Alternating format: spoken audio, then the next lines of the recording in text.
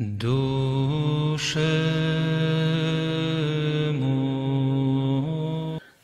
Bapa dan Putra dan Roh Kudus, amin. Shalom Aleichem bersama Mesia. Selamat bertemu kembali saudara dengan saya, Archimandrit Romo Daniel Biantoro, Ketua Umum dan Pendiri dari Gereja Ortodoks Indonesia. Kita akan melanjutkan acara kita setiap Rabu sore, yaitu membahas Injil Yohanes. Dan kita sudah sampai kepada chapter 22 untuk sore ini. Dan kita akan baca masih menyelesaikan Yohanes pasal 4. Tapi sebelumnya saudara yang belum, tolong untuk subscribe dan untuk klik itu like dan beri komen, serta untuk klik itu lonceng tanda notifikasi, dan juga untuk share kepada teman-teman saudara. Dan kalau saudara merasa terbeban untuk membantu memperkembangkan pelayanan ini, saudara bisa mengirimkan persembahan melalui alamat bank yang ada di bawah ini. Kalau saudara ingin belajar lebih lanjut mengenai iman ortodoks ini, kami punya program namanya Katekisasi Nasional. Saudara bisa menelpon Romo Yakobus, yang nomor alamat teleponnya juga ada di bawah, untuk didaftarkan pada Katekisasi Nasional ini. Tapi kalau saudara ingin supaya di tempat saudara ada perintisan, saudara juga telepon Romo Yakobus. Nanti kami atur bagaimana untuk perintisan di tempat saudara. Dan kalau saudara ingin berkunjung, ingin beribadah di komunitas kami atau di parokia kami, nanti di akhir daripada video ini saudara akan melihat daftar daripada parokia dan komunitas yang mungkin dekat dengan saudara. Saudara bisa datang ke tempat itu, ya. Kalau ada orang memberikan alamat kepada saudara yang bukan dan yang tidak ada di dalam daftar itu bukan dari kami, jadi saudara abaikan saja, jangan pedulikan, ya, karena orang itu mungkin mau mencari kesempatan mengajak saudara ke tempat mereka. Tapi mereka bukan dari kami, jadi tidak usah dipedulikan. Kami juga punya program Sekolah Tinggi Teologi online. Dan kalau saudara ingin belajar iman ortodoks lebih akademis lagi secara teologis, saudara bisa menghubungi Ibu Theodora tadi atau menghubungi Romo Yakobus yang sudah saya beritakan tadi untuk diberikan kontaknya kepada Pak Artemius Thomas Amatulesi. Dia yang mengampu program ini, program sekolah teologi ini. Jadi jangan tanya sama saya, ya, jangan tanya di wall atau di mana, karena saya hanya mengajar, membantu mengajar, tetapi saya bukan yang mengurusi masalah teknis dan masalah administratif daripada sekolah itu. Baik, saudara. Kita akan melanjutkan sekarang pada chapter 22 dari Yohanes pasal 4 ayat yang ke-22. Kemarin sudah selesai Rabu yang lalu kita selesai pada ayat 21. 22 ayat 22 sampai dengan ayat yang ke-26. Kamu menyembah apa yang tidak kamu kenal. Kami menyembah apa yang kami kenal, sebab keselamatan datang dari bangsa Yahudi. Tetapi saatnya akan datang dan sudah tiba sekarang, bahwa penyembah-penyembah benar akan menyembah Bapa dalam roh dan kebenaran, sebab Bapa menghendaki penyembah-penyembah demikian. Allah itu roh, dan barang siapa menyembah Dia, harus menyembahnya dalam roh dan kebenaran. Jawab perempuan itu kepadanya, Aku tahu bahwa Mesias akan datang, yang disebut juga Kristus. Apabila Ia datang, Ia akan memberitakan segala sesuatu kepada kami. Kata Yesus kepadanya, Akulah Dia yang sedang berkata-kata dengan engkau. Terima kasih. Imis proskinite idate.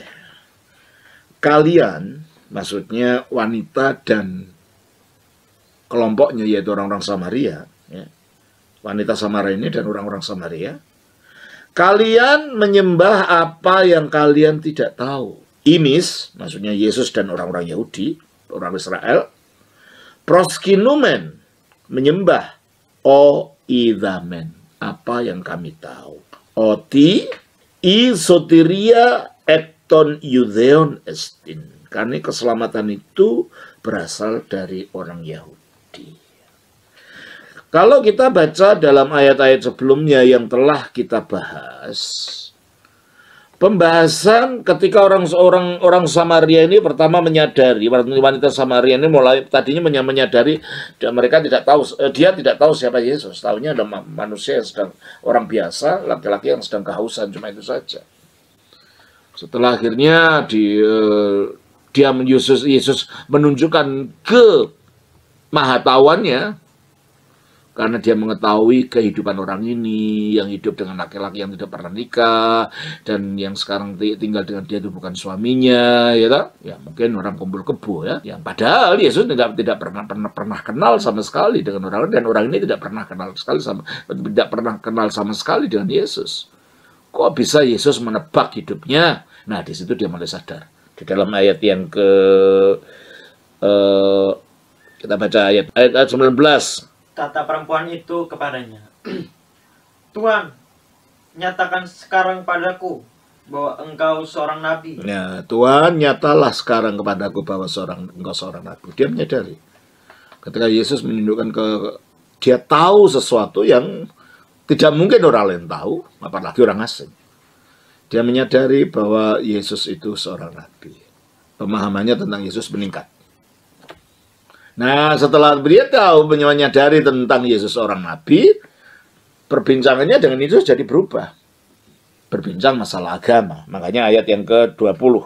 Nenek moyang kami menyembah di atas gunung ini, tetapi kamu katakan bahwa Yerusalem tempat orang menyembah. Nenek moyang kami, nenek moyang orang Samaria. Telah kita bahas ya orang Samaria. Orang Samaria adalah orang-orang yang diboyong oleh kerajaan Assyria dari tempat-tempat di luar Israel, kaum pagan, dibawa untuk bertempat di Samaria yang orang Israelnya telah ditawan di dalam pembuangan. Dan akhirnya orang-orang ini mencampur aduk antara penyembahan kepada Yahweh, kepada Allahnya orang Yahudi, dengan dewa-dewa yang mereka bawa dari mana-mana. Terbentuklah suku Samaria, terbentuklah agama Samaria. Makanya akhirnya setelah berbicara tentang mengatakan nenek moyang kami menyembah, apa katanya tadi ayat 20? Oi pateres imon, bapak-bapak kami maksudnya, bapak-bapak kami ento ori tuto proskinisat. Mereka menyembah di gunung ini, maksudnya gunung Gerizim. Sebab mereka tidak mau, mereka membentuk satu kelompok sendiri yang berbeda dengan orang Yahudi. Mereka menyembahnya di tempat mereka berada, dekat dengan mereka berada, yaitu di gunung Gerizim, tempat penyembahan kepada Allah. Ya, padahal, ya kalau kita lihat sejarahnya Israel tidak pernah menyembah di gunung Gerizim itu, ya. Terus keimis lagi, tetapi kalian mengatakan, maksudnya orang Israel mengatakan, oti en Irosolimis maaf estin otopos opu proskinin di. Gua katakan bahwa Yerusalem adalah tempat untuk menyembah. Nah, ini akhirnya berbicara tentang masalah penyembahan di mana dikontraskan antara tradisinya orang Samaria dan tradisinya orang Yahudi. Karena tradisinya orang Samaria ini tidak ada buktinya dalam Alkitab. Tidak pernah dalam sejarah orang Israel itu menyembah di gunung Gerizim. Dan juga karena mereka ini bukan orang-orang keturunan daripada bapak bangsa Musa dan lain-lain yang ikut melihat pewahyuan Allah di gunung Sinai.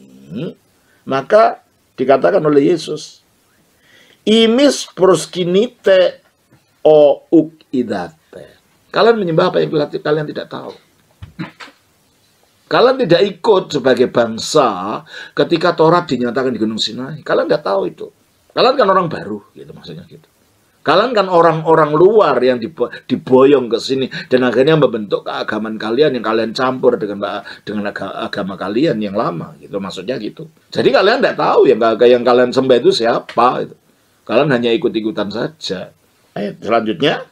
Imis kami, maksudnya orang Israel, proskinumen o idamen.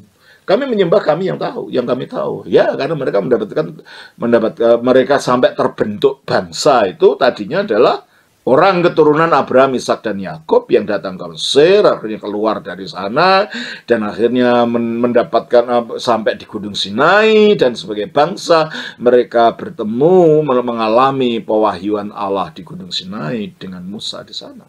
Mereka tahu sejarahnya, mereka tahu siapa yang mereka sembah, mereka tahu dan semuanya itu. Makanya dikontraskan oleh Yesus. Kalau kamu mempertahankan Gunung Gerizim sebagai tempat penyembah, kami lu nggak tahu apa-apa. Itu nggak ada sanksi dari Allah, perintah dari Allah untuk menyembah di gunung itu. Kamu nggak tahu apa yang kamu sembah gitu, ya Pak? Tapi kami orang Israel, kami tahu apa yang kami sembah. Sebab kamilah bangsa itu yang ikut di dalam peristiwa Sinai. Itu maksudnya gitu. Ya terus. Oti isoteria. Karena keselamatan itu ekton yudeon estin. Artinya keselamatan bukan datang dari bangsa Samaria. Janji-janji tentang keselamatan itu bukan datangnya dari bangsa Samaria atau bangsa-bangsa yang lain yang tidak ikut di dalam peristiwa Sinai. Dan keselamatan itu adalah wujudnya Kristus sendiri. Dan Kristus itu bukan orang Samaria. Kristus itu bukan orang dari bangsa-bangsa lain. Kristus itu datangnya dari orang Yahudi. Maka disebut keselamatan datangnya dari orang Yahudi. Nah, ini ada sebagian orang mengatakan, ya karena dikatakan ayat ini bahwa keselamatan dari orang Yahudi, berarti kita harus kembali kepada akar Ibrani. Mana ada akar kekristenan itu budaya. Akar kekristenan ya Kristus yang telah bangkit itu. Maksudnya keselamatan itu datang dari orang Yahudi adalah bahwa sang keselamatan Yesus ini adalah orang Yahudi, bukan orang dari Beijing, bukan orang dari Tokyo, bukan orang dari Kamerun, bukan. Maksudnya itu, tapi ini tidak ada perintah bahwa kita kembali ke akar Ibrani. Bukan, akarnya bukan Ibrani, akarnya manusia Yesus Kristus, firman Allah yang adalah Allah dan manusia yang mengatasi budaya manapun. Menjadi Kristen itu tidak berarti menjadi orang Yahudi. Menjadi Kristen ya namanya Kristen. Pengikut Kristus. Makanya dikatakan di dalam 1 Korintus 3 ayat 11. 1 Korintus pasal 3 ayatnya yang ke-11. Tolong bacakan. Karena tidak ada seorang pun yang dapat meletakkan dasar lain daripada dasar yang telah diletakkan, yaitu Yesus Kristus. Ya, jadi dasarnya atau akarnya itu bukan budaya Ibrani. Dasarnya akarnya adalah Yesus Kristus. Sebab yang bangkit dan yang disalibkan bagi keselamatan kita Yesus Kristus. Bahwa Yesus akhirnya menjadi orang Ibrani, dilahirkan di dalam orang Ibrani, ya karena nubuat-nubuat itu diberikan para nabi melalui bangsa Israel, melalui bangsa Ibrani ini. Tapi Yesus bukan hanya untuk orang Ibrani, dan tidak harus manusia itu menjadi orang Ibrani. Karena dikatakan di dalam beberapa kali dalam Alkitab dikatakan tentang itu. Coba kita baca lagi di dalam 1 Korintus pasal yang ke-12 ayat 13. Sebab dalam satu roh kita semua, baik orang Yahudi maupun orang Yunani. Sudah, baik orang Yahudi maupun orang Yunani. Terus? Baik budak maupun orang merdeka, telah dibaptis menjadi satu tubuh. Sudah, satu tubuh sekarang. Sehingga dikatakan di dalam Galatia pasal 3 ayat 28. Dalam hal ini tidak ada orang Yahudi atau orang Yunani. Dalam hal ini tidak ada orang Yahudi atau orang Yunani. Berarti menjadi Kristen tidak harus jadi Yahudi. Tidak berpakaian secara Yahudi, pakai nama Yahudi. Enggak lah, enggak pernah ada sejarah begitu. Dari awal pun orang-orang Kristen itu dari macam-macam bangsa. Coba kita baca di dalam Kisah Rasul pasal 6. Ayat 1 dan 2. Pada masa itu, ketika jumlah murid makin bertambah, timbullah sungut-sungut di antara orang-orang Yahudi yang berbahasa Yunani terhadap orang-orang Ibrani. Ya, jadi pada waktu itu pun ada orang Ibrani, artinya orang Yahudi yang menggunakan bahasa Aramia. Ada juga orang Yahudi yang berbahasa Yunani. Jadi tidak ada, gereja purba pun tidak pernah menekankan harus bahasa Ibrani. Apalagi pada zaman itu bahasa Ibrani itu sudah menjadi bahasa mati. Bahasa untuk baca kitab suci, berbicara masalah hal-hal yang bersifat keagamaan di sinagoga. Sehari-harinya mereka berbicara menggunakan bahasa Aramia. Nggak ada orang-orang Kristen waktu itu, ya biarpun yang asli Yahudi yang menggunakan bahasa Ibrani untuk percakapan sehari-hari. Mereka menggunakan bahasa Aramia. Bahasa serumpun tapi beda gitu.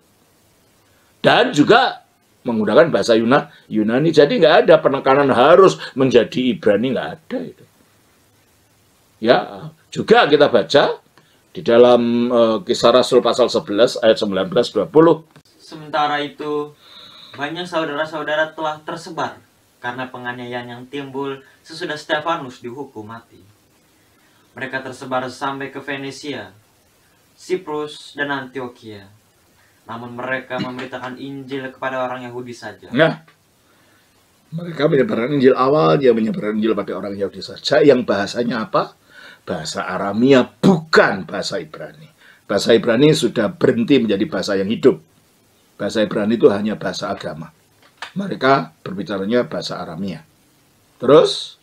Akan tetapi, di antara mereka ada beberapa orang Siprus dan orang Kirene yang tiba di Antioquia dan berkata-kata juga kepada orang-orang. Nah, enggak, dan itu kan mereka harus bahasa Ibrani, mereka harus mengerti bahasa Ibrani. Enggak, bahasa Yunani juga. Sejak di gereja Yerusalem, lalu gereja Antioquia, apalagi di gereja Antioquia dijelaskan lagi di dalam pasal 13 Kisah Rasul ayat 1.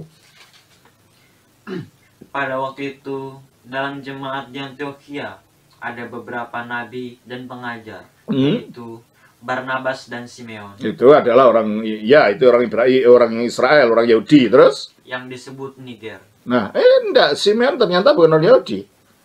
Disebut Niger, Niger itu negro. Berarti mereka ada bahasa Ibrani dong. Mereka bukan orang Berber dari Afrika Selatan, Afrika Selatan waktu itu. Sudah ada orang negro, sudah ada orang Roma, Cornelius, sudah ada orang-orang yang berbahasa Yunani, banyak sekali, Lukas. Ya. Jadi tidak pernah gereja purba itu bersifat monolitik, semua diibranikan. Tidak ada gereja akarnya akar Ibrani, akarnya dasarnya adalah pribadi Yesus Kristus. Maka kalau Yesus mengatakan keselamatan datang dari bangsa Yahudi, bukan berarti orang non-Yahudi harus menjadi ke-Yahudi-Yahudian. Enggak. Malah ditertawakan orang Yahudi kita. Saya baca itu dari tulisan Rabi Yakub Baruch itu.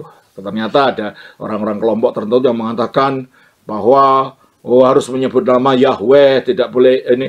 Padahal orang Yahudi sendiri tidak pernah menyebutkan nama itu. Kalau ada nama Yahweh diganti Hashem, sang nama.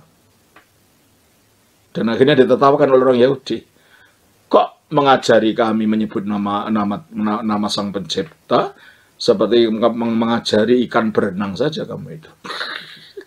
Itu saya baca dari itu. Ya memang betul, orang Yahudi tidak pernah menggunakan itu. Ini ada orang-orang tertentu saja yang bukan orang Yahudi, tapi menjadi ke-Yahudian karena menafsirkan ayat ini secara demikian, padahal tidak pernah. Gereja Ortodoks dari ini yang gereja yang notabene berasal dari abad pertama, tidak pernah menggunakan bahasa Ibrani sebagai sesuatu yang harus ditonjol-tonjolkan. Enggak. Ini kok menyembah budaya yang pemilik budaya sendiri malah tidak menerima itu sebagai sesuatu yang sah gitu loh. Kemarin waktu saya ke Tondano bertemu dengan Rabi Yakub Baruch, kami bicara tentang itu. Malah katanya ada satu ayat di Talmud atau mana saya lupa kemarin, bahwa orang awam yang mengucapkan tetragrammaton atau 4 huruf itu, YHWH itu, bisa dihukum mati. Ada itu, ada di dalam Talmud, bisa dihukum mati. Loh, jadi kenapa orang-orang ini berani-beraninya menggunakan itu? Apalagi dalam perjanjian baru itu tidak ada kata Yahweh itu muncul. Karena perjanjian baru bahasanya bahasa Yunani kan. Dan dalam bahasa Yunani kata-kata nggak muncul. Makanya terjemahan ini saya katakan, saya senang dalam beberapa hal ILT ini. Tapi tidak fair, tidak jujur. Karena dalam perjanjian baru, umpamanya ini.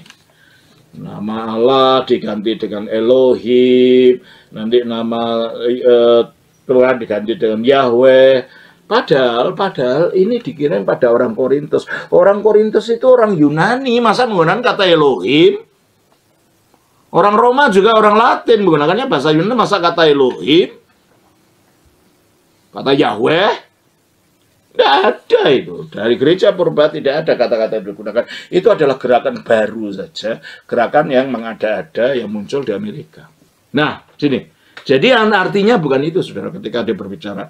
Oh ya, mungkin Romo tidak bisa berdoa, saya juga bisa bahasa Ibrani. Tapi bukan itu, kata.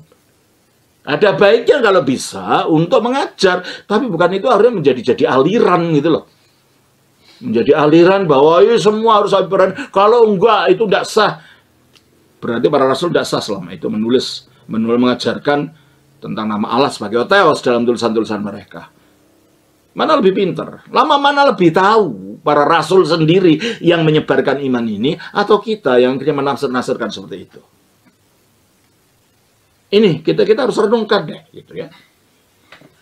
Terus, kita harus kembali pada bahasa asli. Bahasa aslinya Alkitabnya orang Kristen itu Perjanjian Baru itu bukan bahasa Ibrani, tapi bahasa Yunani. Kalau mau bahasa asli, ya ke bahasa Yunani. Karena itu bahasa internasional pada waktu itu, dan sudah kita lihat dalam Alkitab, orang Kristen bukan hanya terdiri dari orang Yahudi saja. Ada orang-orang dari bangsa-bangsa lain, gitu kan? Nah, jadi itulah ketika dikatakan bahwa keselamatan itu datang dari bangsa Yahudi, maksudnya keselamatan itu adalah Yesus. Yesus itu ketika menjadi manusia, lahirnya di antara orang Yahudi sebagai laki-laki Yahudi. Itu loh maksudnya. Ini bukan perintah bahwa kita harus mencari akar Ibrani, harus menjadi seperti orang Yahudi, harus berbahasa Ibrani. Alkitab itu tidak pernah, Alkitabnya Kristen yaitu Perjanjian Baru itu tidak pernah berbahasa Ibrani. Terjemahan ada, saya punya terjemahan dalam. Tapi itu terjemahan gitu loh. Bukan aslinya. Ya. Dan ibadah bahasa Ibrani pun ada, tapi ini juga terjemahan ini. Ibadahnya ortodoks dalam bahasa Ibrani. Nih. Liturgi ortodoks dan doa-doa dalam terjemahan bahasa Ibrani juga ada. Kami tidak anti Ibrani. Kami punya ibadahnya dalam bahasa Ibrani, tapi bukan itu dijadikan sebagai tanda aliran harus. Enggak.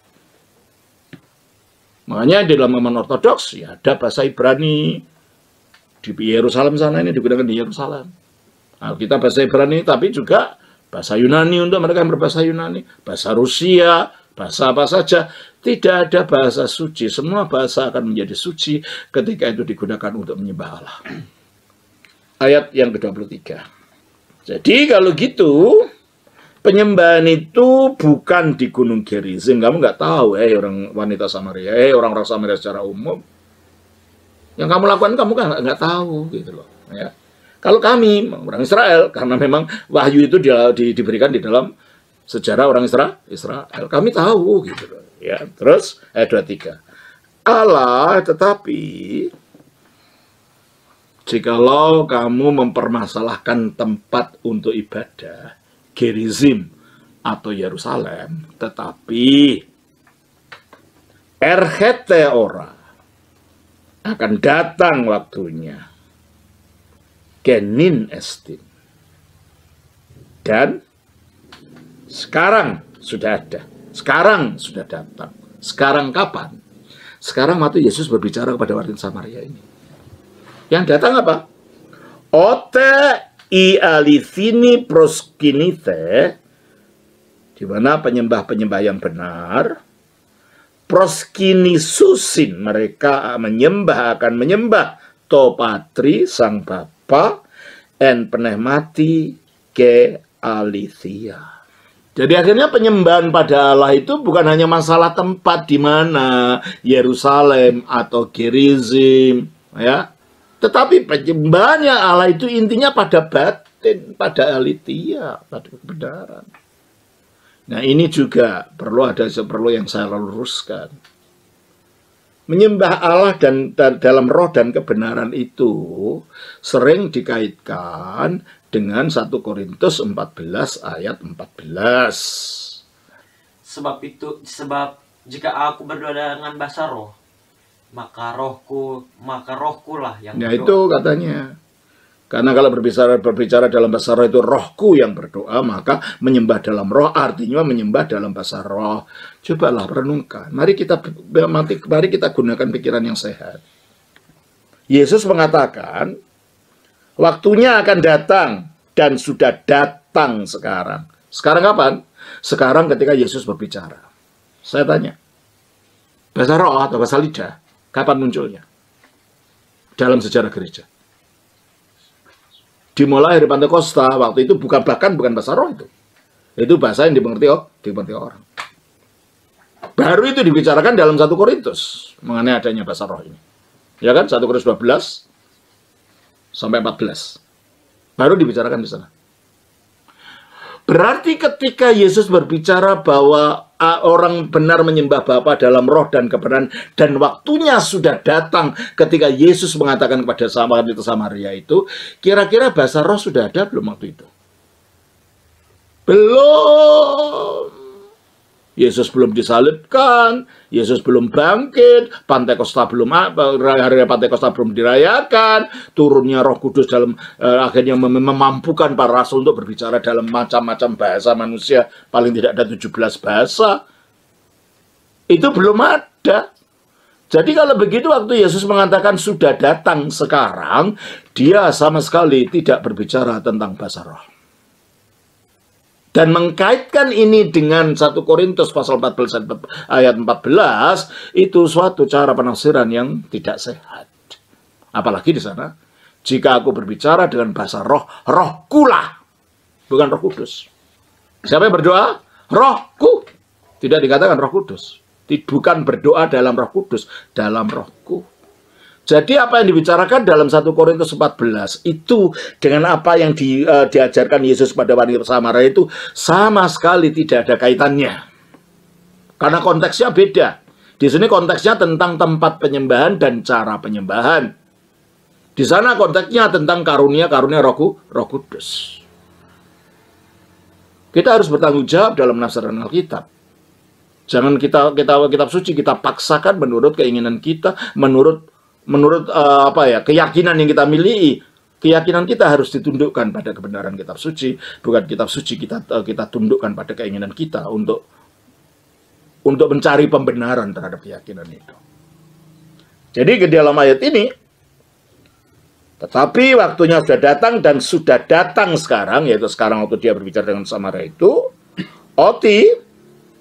ketika apabila alithini proskinite, penyembah-penyembah benar, para penyembah yang benar, proskinususin, mereka menyembah Topatri, Sang Bapa, en penehmati ke alithia. Artinya bukan hanya sekedar tempat, bukan hanya sekedar gedung atau gunung, tetapi dalam hati ini dan dalam penyembahan yang sebenarnya kepada Allah. Ini tidak ada kaitannya dengan bahasa lidah. Atau lebih konkret lagi, alithia itu adalah Kristus. Kebenaran itu adalah Kristus. Coba kita baca di dalam 1 Yohanes pasal 14 ayat 6. Kata Yesus kepadanya, akulah jalan dan kebenaran dan hidup. Ego imi oodos ke alithia, dan sang kebenaran. Jadi menyembah dengan kebenaran itu pada puncaknya karena sang kebenaran itu Kristus. Adalah menyembah di dalam persekutuan dengan Kristus. Demikian juga menyembah dalam roh yang mutlak itu Roh Kudus. Maka kalau begitu menyembah benar itu adalah menyembah secara Tritunggal. Menyembah kepada Bapa melalui Kristus di dalam kuasa Roh Kudus. Itulah yang dikatakan di dalam Efesus pasal 2, ayatnya yang ke-18. Efesus pasal 2, ayatnya yang ke-18. Karena oleh dia kita kedua pihak. Oleh dia, maksudnya oleh Kristus. Kita kedua belah pihak, maksudnya Yahudi dan non-Yahudi. Apa? Dalam satu roh. Dalam satu roh. Oleh Kristus. Dalam satu roh, terus beroleh jalan masuk kepada Bapa. Beroleh jalan masuk kepada Bapa. Tujuan akhirnya adalah Bapa. Menyembah Bapa. Menyatu dengan Bapa. Tapi oleh Kristus. Jelas? Dan itulah sebabnya dikatakan dalam Yohanes 14 ayat 6 tadi. Akulah jalan dan kebenaran dan hidup. Tidak ada seorang pun yang datang kepada Bapa kalau tidak melalui. Ya, jadi tujuan akhirnya adalah Bapa. Tapi jalannya adalah Kristus. Kuasa yang memberikan kekuatan untuk itu, kuasa yang memberikan kehidupan untuk kita melakukan itu adalah Roh Kudus. Sebab tak seorang pun dapat mengaku Yesus itu Tuhan yang membawa kita kepada Bapa tanpa Roh Kudus. 1 Korintus 12 ayat 3. Karena itu aku mau meyakinkan kamu bahwa tidak ada seorang pun yang berkata-kata oleh Roh Allah dapat berkata, terkutuklah Yesus. Dan tidak ada seorang pun yang dapat mengaku Yesus adalah Tuhan selain oleh Roh Kudus. Jadi pengakuan tentang Yesus, pemahaman untuk menyatu dengan Yesus sang kebenaran itu hanya di dalam Roh Kudus. Dan melalui Yesus kita datang kepada Bapa. Berarti kalau gitu menyembah Allah dalam roh dan kebenaran pada akhirnya, pada analisa terakhir, itu adalah menyembah Allah itu di dalam persekutuan dengan Kristus oleh kuasa Roh Kudus, menyembah secara trinitarian, bukan masalah tempat Yerusalem kah atau Gerizim kah, apalagi sesudah Yesus naik ke surga tahun 70, bait Allah di Yerusalem digempur oleh Jenderal Titus, hancur. Seandainya penekanannya dalam masalah Yerusalem, ya nanti akan ajaran Kristus itu jadi, loh lah kok bait Allahnya hancur, kok nggak ada lagi, nyembah kemana kita? Makanya Kristus ini bukan mempermasalahkan masalah bahasa lidah, masalah tempat Yerusalem atau Gerizim, tetapi masalah bertemu dengan Allah yang benar, yang dinyatakan melalui sabdanya Yesus Kristus yang jadi manusia dan oleh kuasa daripada rohnya yang kudus itu. Inilah yang dicari oleh Allah sekarang dalam Kristus. Penyembahan memahami Allah secara benar. Bukan pada pengalaman emosional yang berbentuk bahasa yang tidak karuan itu yang sebenarnya di sini tidak berbicarakan masalah itu. Ya toh? Terus ayat yang ke-25. Lagi auto igini. Maka perempuan itu berbicara kepadanya, berkata kepadanya, Ida, saya tahu, oti Mesias erhete, bahwa Mesias itu akan datang. Mulai meningkat sekarang. Dari Nabi, berbicara masalah ibadah, sekarang berbicara tentang masalah harapan, tentang datangnya Mesias. Jadi pemahaman orang ini, wanita ini dari orang yang sama sekali duniawi hidup dalam dosa, pelan-pelan diarahkan untuk mengetahui kebenaran rohani. Dan ketika Yesus berbicara mengenai masalah ibadah yang sebenarnya, masalah memahami tentang Allah yang benar, yang menyatakan diri dalam kebenaran dan adalah Kristus, dan oleh kuasa rohnya Roh Kudus, mulai dia tahu, kami tahu Mesias akan datang. Dan katanya, Olegomenos Kristus, yang disebut Kristus, menunjukkan Injil ini memang bukan ditulis dalam bahasa Aramia, bukan ditulis dalam bahasa Ibrani juga, sebab kata-kata itu harus diterjemahkan. Mesias itu ucapan Yunani dari kata Hamashiach. Lalu bunyi terjemahnya bahasa Yunani, oh Kristus. Yang diterjemahkan Kristus, kenapa harus diterjemahkan? Menunjukkan pembacanya bukan orang yang berbahasa Ibrani, bukan pula orang yang berbahasa Aramia, maka ini harus diterjemahkan. Menunjukkan Injil ini tidak pernah ditulis dalam bahasa Ibrani. Ya memang bahasa Yunani aslinya. Olegomenos Kristus. Yang disebut Kristus artinya orang yang diurapi. Dan orang yang diurapi itu dalam perjanjian lama adalah imam, raja, dan nabi. Mesias adalah satu orang nanti menjabat tiga-tiganya tapi secara kekal. Itu maksudnya Mesias itu, Kristus itu, ya. Otan elthi ekenos, kalau dia itu datang, anageli, dia akan memberitakan imin kepada kami. Apa Anda? Segala sesuatu. Oke, kami tahu, mungkin kami belum tahu sekarang. Nanti kalau Mesias itu datang akan memberitakan kami segala sesuatu. Yang menunjukkan Mesias itu memang nabi terakhir yang diharapkan. Wahyu yang pamungkas yang akan memberitakan segala sesuatu. Dia tahu itu, wanita ini tahu. Ayat 26. Ayat 26. Legi afti o Yesus. Yesus berkata kepadanya, Ego eimi, akulah dia, olalonsi, yang berkata kepadanya. Disinilah Yesus menyatakan jati dirinya yang sebenarnya, bahwa dialah Mesias itu, dialah orang yang diurapi itu. Jadi kalau kamu yakin bahwa Mesias itu akan datang untuk memberitakan segala sesuatu, berarti apa yang saya beritakan itu, kalau aku Mesias, apa yang saya beritakan itu kebenaran yang kamu harus pegang. Jadi menyembah Allah itu bukan hanya sekedar menyembah, merasa kami nikmati. Menyembah Allah itu bukan menikmati. Menyembah Allah itu untuk menunjukkan bakti kita kepadanya. Menunjukkan penyerahan kita kepadanya. Menunjukkan hormat kita kepadanya. Bukan hanya sekedar menikmati untuk kesenangan hati kita. Ini kan jadi Allah kita peralat.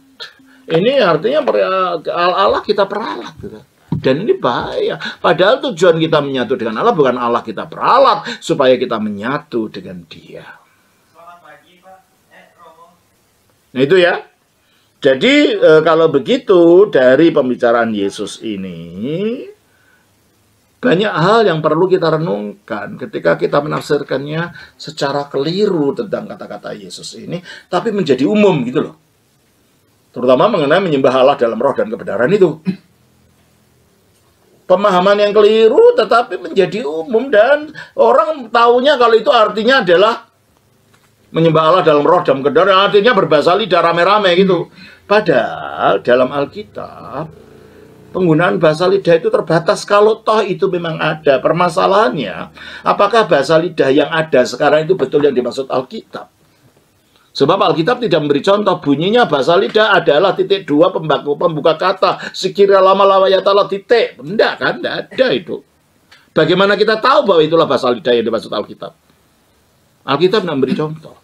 Itu satu. Yang kedua, Alkitab, kalau ada, Alkitab justru melarang penggunaan itu secara beramai-ramai. Sekarang kan gunanya kalau ada orang yang ibadah 500 orang ya semuanya bunyi itu. Jadi ribut gitu kan. Coba kita baca dari 1 Korintus 14 ayat 23. Jadi, kalau seluruh jemaat berkumpul bersama-sama dan tiap-tiap orang berkata-kata dengan bahasa roh, lalu masuklah orang-orang luar. Nah, kata-kata bahasa roh ini terjemahan ini nggak ada bahasa aslinya. Bunyinya glosolalia, bahasa lidah. Bukan bahasa roh, bahasa lidah ya. Terus baca lagi. Jadi, kalau seluruh jemaat berkumpul bersama-sama dan tiap-tiap orang berkata-kata dengan bahasa roh, lalu masuklah orang-orang luar atau orang-orang yang tidak beriman. Tidakkah mereka akan katakan bahwa kamu gila? Nah, ini kumpulan orang gila itu kata Paulus. Ya jangan sampai kata menjadi sandungan kamu dibilang orang gila. Berarti artinya apa? Jangan lakukan itu gitu loh. Malah yang dilarang malah yang dilakukan sekarang kan.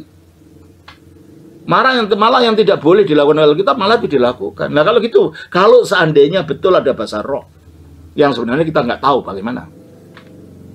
Romo mungkin nggak pengalaman. Saya dulunya itu saya udah karismatik. Saya tahu kalau saya mengkritik itu saya mengkritik diri saya sendiri. Saya bukan mengkritik orang lain. Saya kritik diri saya sendiri. Pemahaman saya seperti itu yang ternyata masih dipahami orang seperti itu. Dan setelah saya selidiki kembali, bukan itu artinya. Coba kita baca di dalam 1 Korintus 14. Bagaimana seandainya ada penggunaannya? Ayatnya 26. Jadi, bagaimana sekarang, saudara-saudara? Bila mana kamu berkumpul, hendaklah tiap-tiap orang mempersembahkan sesuatu. Yang seorang mazmur. Ya, kita kan ada mazmur kan? Mazmur maksudnya ya kitab mazmur itu dibacakan, dijadikan doa. Bukan lagu dikarang-karang sendiri pakai gitar, nyanyi itu bermazmur. Bukan itu. Mazmur ya mazmur itu. Penulisnya ini bukan orang karismatik, penulisnya ini orang Yahudi. Ketika berbicara mazmur, ya yang dimaksud mazmur, gitu loh ya. Nah, saya dulu gak ngerti waktu itu, saya pikir ya itu. Itu mulanya kan di Solo kami melakukan itu. Jreng kami nyanyi, jreng. Oh ini mazmur gitu. Terus kan? Yang lain pengajaran. Pengajaran ini tetap dilakukan dalam gereja terus. Ada yang bermazmur ya kan. Ada yang pengajaran terus. Atau penyataan Allah. Ada penyataan Allah. Kalau yang punya karunia jangan dipaksakan. Kalau enggak jangan dipaksa-paksakan. Malah keliru nanti. Terus. Atau karunia bahasa roh. Atau karunia bahasa roh. Itu pun kalau ada. Terus. Atau karunia untuk menafsirkan bahasa roh. Ada yang menafsirkan. Terus bagaimana penggunaannya? Tetapi semuanya itu harus dipergunakan untuk membangun. Nah, untuk membangun siapa? Membangun umat yang ada, bukan untuk membangun dirinya sendiri jadi sombong. Ini loh saya hebat, saya bisa nubuat, saya bisa itu. Kalau itu tidak ada gunanya, malah kita berdosa. Ibadah bukan untuk memuliakan Allah, ibadah untuk memuliakan diri sendiri. Terus kan? Jika ada yang berkata-kata dengan bahasa roh. Jika ada yang berkata-kata bahasa roh, kalaupun itu ada. Apa katanya? Biarlah 2 atau sebanyak-banyaknya. Nah, sekarang kan enggak. Kalau jemaatnya 100, ya 100. Jemaatnya 1000, ya 1000. Menentang ilham Roh Kudus ini enggak? Masa sih Roh Kudus bisa menentang ilhamnya sendiri? Kalau itu dari Roh Kudus, kenapa bagaimana bisa menentang ilhamnya sendiri? Yang terusnya dalam kitab suci. Paling banyak berapa? Biarlah 2. Biarlah 2 atau sebanyak-banyaknya 3 orang. Sebanyak-banyaknya 3. Oke, rame-rame. Teruskan. Seorang demi seorang. Nah, bukan rame-rame, gantian. Loh, katanya sola scriptura. Katanya hanya Alkitab. Loh, kita tambah-tambah ndak karuan, kita tafsirkannya nggak karu-karuan. Jadi bentuk yang tidak ada presidennya dalam Alkitab. Loh. Apa Anda takut sama Allah yang firman-Nya kita langgar demi inovasi-inovasi yang kita bikin sendiri? Itu kan inovasi yang kita bikin sendiri. Itu inovasi yang saya bikin waktu saya karismatik juga. Baca lagi itu. Jika ada yang berbahasa roh. Jika ada yang berkata-kata dengan bahasa roh, biarlah 2 atau sebanyak-banyaknya 3 orang. Bukan rame-rame. Nanti kalau rame-rame menurut ayat 23 tadi, kamu nanti disangka orang gila. Terus? Seorang demi seorang. Seorang demi seorang. Terus? Dan harus ada seorang lain untuk menafsirkan. Nah, bukan hanya bunyi, tapi harus penafsirnya. Terus? Jika tidak ada orang yang dapat menafsirkannya, hendaklah mereka Ya berdiam udah, diri. shut up gitu orang Inggris bilang. Kalau nggak ada yang menafsir, ya sudah tutup mulut, nggak usah memaksakan diri harus bahasa itu. Ini perintah kitab suci. Karena ini harus ditafsirkan. Ya lah. Jadi kalau gitu menurut ayat ini, ibadah gereja Mulaman itu ribut, orang berbahasa lidah atau tenang. Menurut ayat ini. Kita bayangkan gimana? Satu persatu ada menafsirkan, dan kira-kira sembahyang ribut atau sembahyang tenang ini? Teduh, tenang, bukan ribut. Ya, makanya saudara, kita jangan hanya mengikuti ya itu tafsir yang berlaku kata ini, jangan katanya selidiki bunyinya kitab suci gimana, lalu renungkan gitu loh. Jangan karena itu sudah jadi umum, wah ini pasti benar, belum tentu. Jumlahnya banyak pasti benar, enggak. Kebenaran itu bukan demokrasi. Banyak suara berarti itu pasti benar, enggak. Kalau itu yang benar pada zaman komunis di Rusia. Ketika orang ortodoks dianiaya sampai 70 juta mati, dianiaya jadi martir oleh orang-orang komunis ini. Apakah komunis paling benar waktu itu? Enggak kan? Jumlah tidak menentukan benar atau tidaknya sesuatu. Banyak atau tidaknya jumlah orang yang mengikuti belum tentu itu yang benar. Makanya dikatakan di dalam, coba kita baca di dalam 2 Petrus pasal 2 ayat 3. Dan karena keserakahnya guru-guru palsu itu akan berusaha mencari untung dari kamu dengan cerita. Mulai ayat 2 deh, ayat 2. Banyak orang akan mengikuti cara. Banyak orang akan mengikuti cara hidup guru palsu ini. Ternyata ajaran palsu juga banyak pengikutnya. Jumlah orang belum tentu menentukan itu kebenaran. Di dalam sejarah gereja, ketika Jemaat suci Athanasius dari Alexandria satu-satunya yang membela ajaran Tritunggal. Seluruh negeri itu mengikut Arianisme dan dia dianiaya sampai 10 kali. Dia harus melarikan diri ke sana kemari sampai disembunyikan di dalam oleh para pengikutnya karena dalam kuburan, karena kuburannya terbuat dari marmer, ditaruh dalam kuburan. Ketika tentara kerajaan Bizantium mau mencari dia, tidak ketemu. Dipecat, diangkat, dia yang melarikan diri. Sampai saat itu dikatakan Athanasius kontra mundo. Athanasius melawan dunia. Jadi kalau ada sekarang bahwa pengikut unitarian itu yang dianiaya itu keliru, itu sejarah Eropa mungkin, tapi bukan sejarah gereja purba. Gereja purba yang dianiaya justru yang mengajarkan Tritunggal, yaitu Athanasius yang dianiaya pada saat. Jadi jumlah orang belum menentukan itu kebenaran. Kebenaran itu pada isi sesuai dengan firman Tuhan atau tidak. Jangan firman Tuhan dipeluntir-peluntir, dicocok-cocokkan untuk membenarkan diri kita. Jangan, bahaya itu nanti. Kita akan bertanggung jawab itu. Karena apa yang kita katakan, apa yang kita ajarkan, itu kita akan dihakimi. Sesuai itu. Coba kita baca. Di dalam Matius pasal 12. Yang ke-36 dan 37. Tetapi aku berkata kepadamu, setiap kata sia-sia yang diucapkan orang harus dipertanggungjawabkannya pada hari penghakiman. Hati-hati dan kamu katakan. Sia-sia saja dihakimi, apalagi kata-kata sesat yang kita ajarkan. Terus?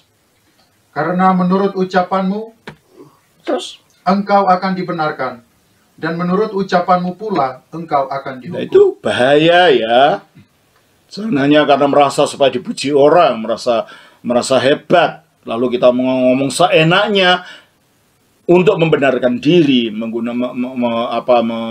memutarbalikkan kitab suci. Makanya diingatkan dalam Yakobus 3 ayat 1.